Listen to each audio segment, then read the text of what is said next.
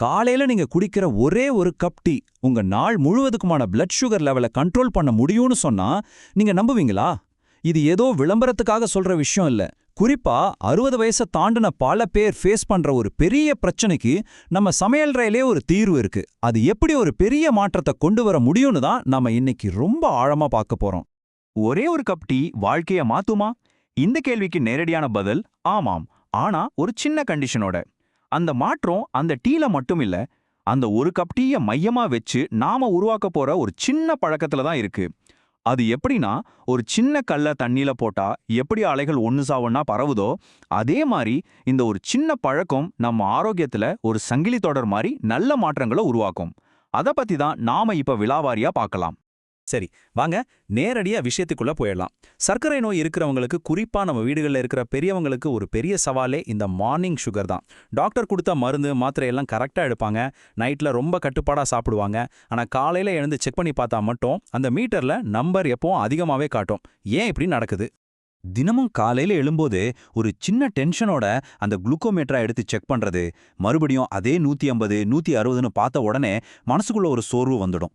என்னடா இது, நாம தானே எல்லாம் சரியா பண்றோம், அப்புறம் ஏன் இந்த நம்பர் மட்டும் குறைய மாட்டேங்குதுன்னு ஒரு விரக்தி வரும் இல்லையா? இந்த உணர்வு உங்களுக்கு ரொம்பவே பரிச்சயமானதா இருக்கலாம். ஒன்னு தெரிஞ்சுக்கோங்க, இது உங்க தப்பு கிடையாது. இதுக்கு பின்னாடி ரொம்ப தெளிவான ஒரு அறிவியல் காரணம் இருக்கு.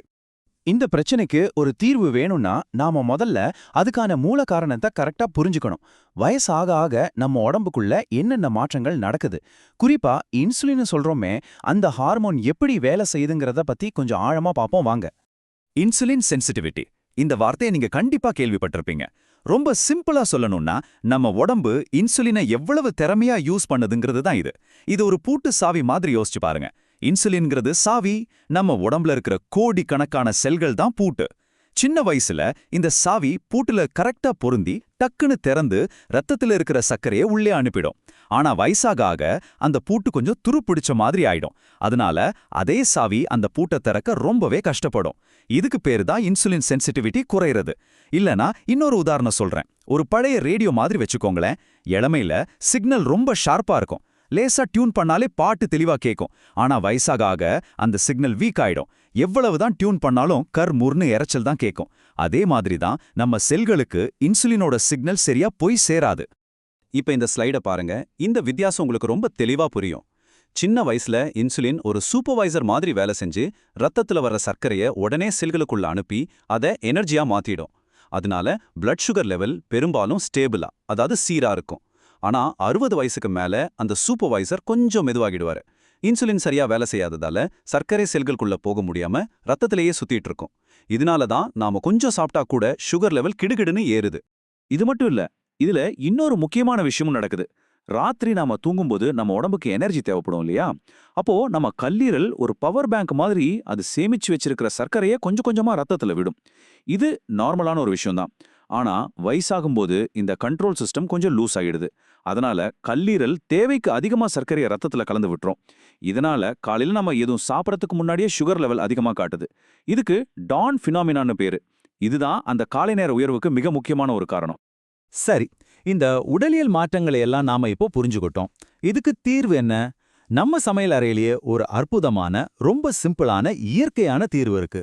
அதுதான் இந்த 5 மூலப்பொருட்கள் கொண்ட ஒரு மூலிகை டீ. இந்த காலை நேரத்துல வர பிரச்சனைகளை சரி பண்ணி நம்ம உடம்ப ஒரு நல்ல தொடக்கத்துக்கு தயார்படுத்த இது ரொம்பவே உதவுது. இந்த டீயோட மொத்த சக்தியும் இந்த 5 பொருட்கள்ல தான் இருக்கு. இதுல ஒவ்வொன்றும் ஒரு குறிப்பிட்ட வேலையை செய்யுது. முதல்ல வெந்தயம். இதுல இருக்கிற ஃபைபர் வயித்துல ஒரு ஜெல் மாதிரி உருவாக்கி சாப்பாட்டுல இருந்து சர்க்கரை ரத்தத்துல கலக்கிற ஸ்பீடை குறைக்குது. அடுத்து இலவங்கப்பட்டை. இதுதான் அந்த துருப்பிடிச்ச பூட்டை சரி பண்ற முக்கியமான ஆள். இது செல்களோட இன்சுலின் சென்சிட்டிவிட்டியை அதிகரிக்குது. அப்புறம் இஞ்சி. இது நம்ம உடலோட மெட்டபாலிசத்தை, அதாவது வளர்ச்சிதை மாற்றத்தை வேகப்படுத்தி சர்க்கரையை சீக்கிரமா எரிக்க உதவுது. துளசி. இது மன அழுத்தத்தை குறைச்சு கார்டிசால் ஹார்மோனை கண்ட்ரோல் பண்றது மூலமா சுகர் லெவலை சமநிலைப்படுத்த ரொம்ப ஹெல்ப் பண்ணுது. கடைசியா மிளகு. இது ஒரு மேனேஜர் மாதிரி. இதுல இருக்கிற பைப்பரின்ங்கிற ஒரு பொருள் மற்ற 4 பொருட்களோட சத்துக்களையும் நம்ம உடம்பு முழுமையா உறிஞ்சுக்கிறதுக்கு உதவுது. இந்த 5ம் சேரும்போது அது வெறும் டீயா இல்லாம ஒரு சக்தி வாய்ந்த கலவையா மாறுது. இத ரெடி பண்றது ரொம்ப ரொம்ப சுலபம். ஒரு கப் தண்ணியில ஒரு சின்ன துண்டு இலவங்க பட்டை, அதே அளவு இஞ்சிய நல்லா தட்டி போட்டு, கூடவே 2-3 துளசி இலைகள், 2 மிளகு, அப்புறம் முதல் நாள் ராத்திரியே ஊற வச்ச 1/2 டீஸ்பூன் வெந்தயத்தையும் சேர்த்துக்கணும். இதை ஒரு 5லிருந்து 7 நிமிஷம் நல்லா கொதிக்க வைக்கணும். தண்ணியோட நிறம் லேசா மாறி அந்த பொருட்களோட எசன்ஸ் எல்லாம் இறங்குனதும் அதை வடிகட்டி இளஞ்சூடா இருக்கும்போதே குடிக்கணும். ஒரு சின்ன டிப் என்னன்னா, இதை கொதிக்க வைக்கும்போது பாத்திரத்தை மூடி வைக்கிறது நல்லது. அப்போ அதோட மருத்துவ குணங்கள் ஆவியாகி வீணாகாம இருக்கும். இதுல ரொம்ப ரொம்ப முக்கியமான ஒரு விஷயம், இதை குடிக்க வேண்டிய நேரம் தான். பெஸ்ட் டைம் காலையில எழுந்ததும் பல் தேய்ச்ச பிறகு வெறும் வயித்துல குடிக்கிறது தான். ஏன் அப்படி? ஏன்னா அப்போதான் நம்ம வயிறு காலியா இருக்கும். இந்த டீல இருக்கிற சத்துக்களை நம்ம உடம்பு எந்த விதமான தடையும் இல்லாம முழுசா உறிஞ்சிக்கும். இது அன்னைக்கு நாள் முழுக்க உங்க உடம்போட இன்சுலின் செயல்பாட்டுக்கு ஒரு அற்புதமான ஸ்டார்ட்டை கொடுக்கும். வெறும் தகவல்களா மட்டும் பேசாம, இது நிஜ வாழ்க்கையில எப்படி ஒரு தாக்கத்தை ஏற்படுத்துதுன்னு ஒரு சின்ன உதாரணத்தோட பார்ப்போம். இது திரு ராமசாமி என்பவரோட அனுபவம். திரு ராமசாமிக்கு 65 வயசு. கடந்த 10 வருஷமா சர்க்கரை நோயோட போராடிட்டு இருந்தார். அவர் மாத்திரைகளை ஒரு நாள் கூட விடமாட்டார். சாப்பாட்லயும் ரொம்ப கட்டுப்பாடு. ஆனா என்ன பண்ணாலும் அவரோட காலை நேர சர்க்கரை அளவு எப்போதுமே 160லேருந்து 180க்குள்ள தான் இருக்கும். இது அவருக்கு பெரிய மன உளைச்சலையே கொடுத்தது.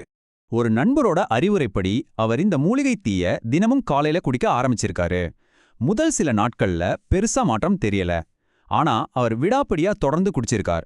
என்ன ஒரு ஆச்சரியம்னா, சரியா 30 நாள்ல அவரோட காலை சர்க்கரை அளவு பல வருஷத்துல முதல் முறையா 140க்கு கீழே வந்திருக்கு. 60 நாள்ல அது 120 நெருங்க ஆரம்பிச்சிருச்சு. அவரே சொன்னது போல, இப்ப காலையில எழுந்திருக்கும்போது ஒரு பயம் இல்ல. உடம்பு ரொம்ப லேசா இருக்கு. முன்ன விட ரொம்ப சுறுசுறுப்பா உணர்றேன். பாருங்க, அந்த எண்கள் மாறினது மட்டும் இல்ல, அவரோட வாழ்க்கை தரமே உயர்ந்திருக்கு. இங்க தான் நாம ரொம்ப ஆழமா புரிஞ்சிக்க வேண்டிய ஒரு விஷயம் இருக்கு. இது ஏதோ ஒரு மேஜிக் டீ கிடையாது. இந்த டீங்கிறது ஒரு ஆரோக்கியமான வாழ்க்கை முறைக்கு நாம போடுற ஒரு அஸ்திவாரம் மாதிரி. இதை மட்டுமே நம்பிட்டு மற்ற விஷயங்களை கூட்ட விட்டோம்னா நமக்கு முழுமையான பலன் கிடைக்காது. ஒரு வெற்றிக்கான முழுமையான ஐம்பை நாம எப்படி உருவாக்குறதுன்னு இப்ப பார்க்கலாம். இந்த டீயோட பலனை பல மடங்கு அதிகரிக்க இதோட சேர்த்து 3 பழக்கங்களை கடைப்பிடிச்சா போதும். 1, தினமும் காலையில ஒரு 20லிருந்து 30 நிமிஷம் மிதமான நடைப்பயிற்சி. இது செல்களோட இன்சுலின் சென்சிட்டிவிட்டியை உடனடியாக அதிகரிக்கும். 2, வெள்ளை அரிசி, மைதா மாதிரியான உணவுகளை குறைச்சிட்டு சிறுதானியங்கள், முழு கோதுமை மாதிரி நார்ச்சத்து அதிகமா இருக்கிற உணவுகளை சேர்த்துக்கிறது. இது ரத்தத்துல சர்க்கரை கலக்கிற வேகத்தை நல்லா கட்டுப்படுத்தும். 3, ரொம்ப முக்கியமானது, தினமும் சீரான ஆழமான தூக்கம். தூக்கம் சரியில்லாதப்போ நம்மளோட ஸ்ட்ரெஸ் ஹார்மோன்கள் அதிகமாகி காலை நேர சர்க்கரை அளவு அதிகமாகும். இந்த 3ம் அந்த டீயும் சேரும்போது தான் ஒரு முழுமையான மாற்றம் கிடைக்கும். ஒரு முக்கியமான எச்சரிக்கை, இந்த டீ எவ்வளவுதான் நன்மை கொடுத்தாலும் சில பேர் ரொம்ப கவனமா இருக்கணும். ஏற்கனவே சர்க்கரை அளவை அடிக்கடி ரொம்ப குறையிறவங்க, அதாவது ஹைப்போகிளைசீமியா பிரச்சனை இருக்கிறவங்க, ரொம்ப பவர்ஃபுல்லான சர்க்கரை மாத்திரைகள் எடுக்கிறவங்க, அப்புறம் வயிற்றுப்புண், அல்சர் மாதிரி பிரச்சனைகள் இருக்கிறவங்க இதை முயற்சி செய்யறதுக்கு முன்னாடி கண்டிப்பா உங்க டாக்டர் கிட்ட ஒரு வார்த்தை கேட்டுக்கணும். ஏன்னா இந்த டீ ரத்த சர்க்கரையை குறைக்கும். நீங்க எடுக்கிற மருந்துகளோட சேர்ந்து இது சர்க்கரை அளவை ரொம்ப குறைக்க வாய்ப்பு இருக்கு. அதனால பாதுகாப்பு தான் நமக்கு எப்பவுமே முக்கியம். நம்மள நிறைய பேர் செய்யற ஒரு பெரிய தப்பு என்னன்னா, நான் தான் மாத்திரை சாப்பிட்றேனே அப்புறம் என்ன நினைக்கிறது தான். பாருங்க, மாத்திரை அதோட வேலையை செய்யும். ஆனா அது மட்டுமே முழுமையான தீர்வு கிடையாது. நம்ம உடம்பு ஒரு சிக்கலான சிஸ்டம். அதுக்கு மருந்து மட்டும் பத்தாது. நம்ம வாழ்க்கை முறையில நம்ம செய்யற சின்ன சின்ன மாற்றங்கள் தான் நீண்ட காலத்துக்கு பெரிய தாக்கத்தை ஏற்படுத்தும்.